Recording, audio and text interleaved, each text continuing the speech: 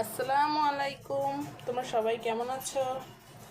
দেখো, তোমাদের আপু আজকে একটা কি রান্না করতেছে। এই যে একদম সহজ একটি রান্না, একটি আলু এবং অল্প একটু রেখা নিয়ে নিলাম আর 3টে ডিম সুন্দরভাবে হলুদ মরিচের গুঁড়ো দিয়ে মাখিয়ে নিয়েছি। এবার আমি চুলার জালটা জ্বালিয়ে দেব। এখন কড়াইতে তেল দিয়ে দেব এগুলো ভেজে নেওয়ার জন্য।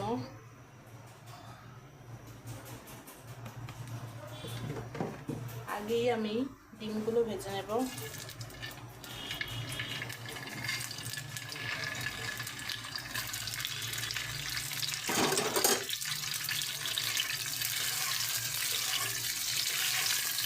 দেখো, ডিমগুলো ভেজে নিচ্ছি। এরপরে সবজিগুলো ভেজে নেব। ডিম ভাজা হয়ে গেলে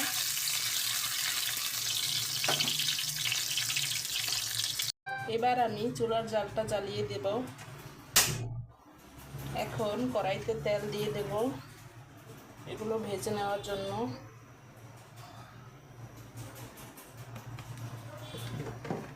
আগেই আমি ডিমগুলো ভেজে নেব।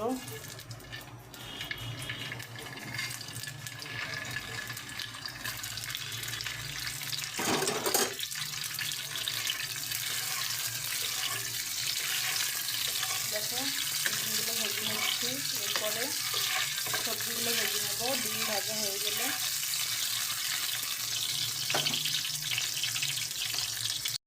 ডিমগুলো ভাজা হয়ে গেছে, এখন তুলে নেব।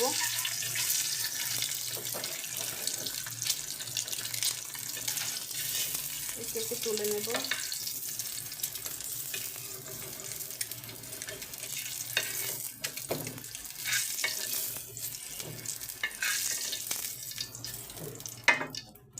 এবার দিয়ে দেব রেখাগুলো। একটু ভেজে নেব। একটু ভেজে নিলে অনেক মজা হয়, অনেক স্বাদটা বেড়ে যায়।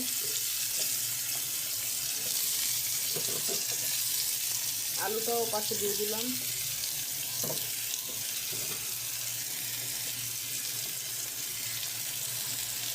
আমরা সব কিছুতে একটু আলু খাই, একটু আলু ভালো লাগে। একটু ভাজা হোক, তা উল্টে দেব। এখন এটাকে সুন্দরভাবে উল্টে দেব। উল্টে পাল্টে ভেজে নেব। একটু বেশি গাঢ় করার দরকার নেই, হালকা ভেজে নেব। আর আপনাদের বাসায় যদি তেমন কিছুই না থাকে তাহলে এরকম অল্প একটু আলু, অল্প একটু যে কোনো সবজি দিয়ে ডিম রান্না করবেন। এভাবে আমার মতো খেয়ে দেখবেন, অনেক মজা হয় এটা।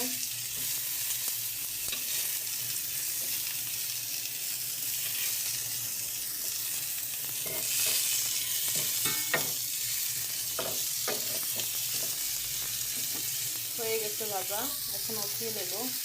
এবার অন্য একটা কড়াই দিয়ে দিলাম। এবার দেব সয়াবিন তেল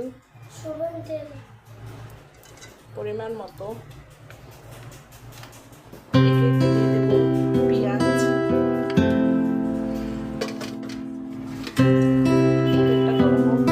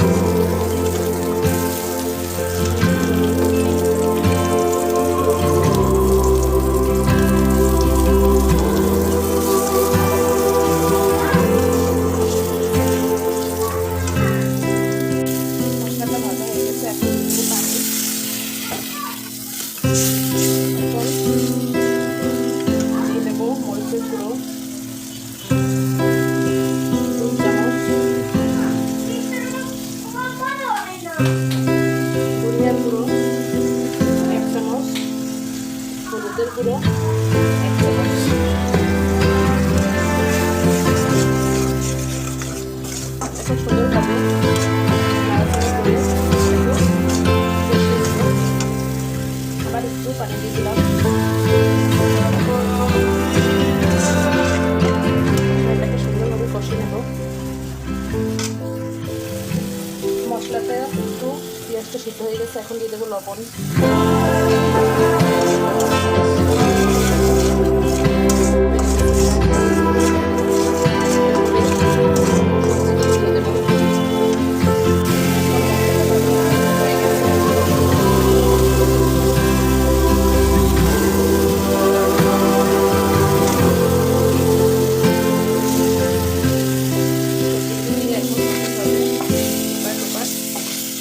কষিয়ে নেব।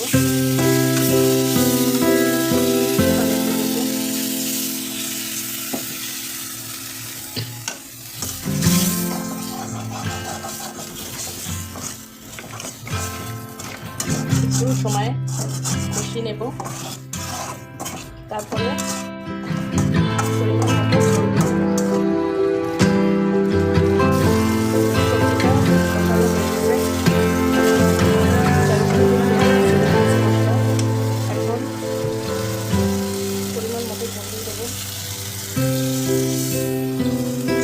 বেশি লাগবে না, কারণ সবজিটা ভেজে নিয়েছিলাম,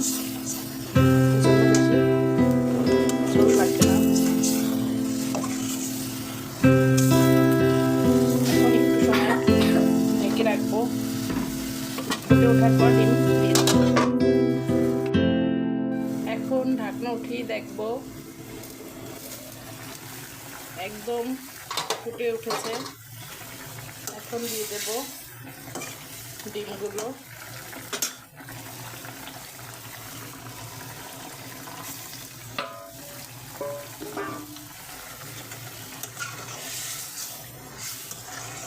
এখন উল্টে পাল্টে নেড়ে চেড়ে আবার কিছুক্ষণের জন্য ঢেকে রাখবো।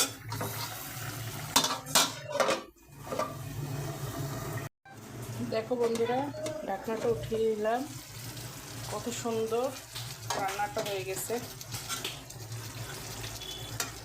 এখন নামিয়ে নেব। আমার বাবা, আমার বড় ছেলে সাজ্জাদ এখন আবার আমার পাশে আসছে। একটু খেয়ে দেখো তো বাবা, কেমন হয়েছে? অনেক মজা বাবা। এখন নামিয়ে নেব।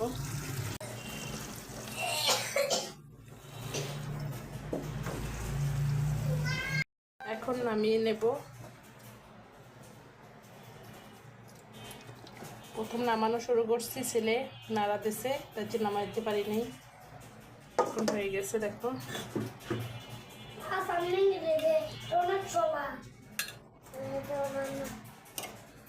হয়ে গেছে।